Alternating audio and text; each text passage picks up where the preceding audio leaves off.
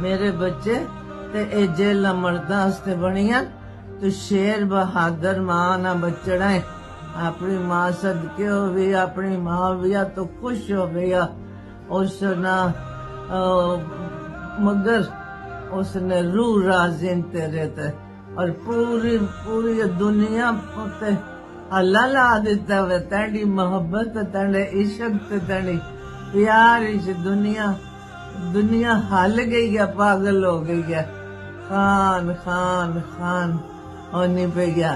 ते अल्लाह ते रसूल ने वाले असा कुछ कीता होया और मगर असा बूढ़े बंदे जेड़े हाँ असी मंजियां ते बह गए हाँ, कोई भी नहीं। बच्चे आने ते पुछनी हाँ हुण के हो सी सुहेल हुण के हो सी। हुण इमरान टीवी छोड़ दिते तकने ऐ जरा जी टेलीफोना ते बच्चे दसने ते तो साना पुत्र आया तक ते मां सदके अल्लाह जिवें अपनियां भैणां ना आसरा अल्लाह भैणां की आनियां दुआवां लगनी ते पूरे पाकिस्तान दियां दुआवां नी तो कि कोई डर नहीं।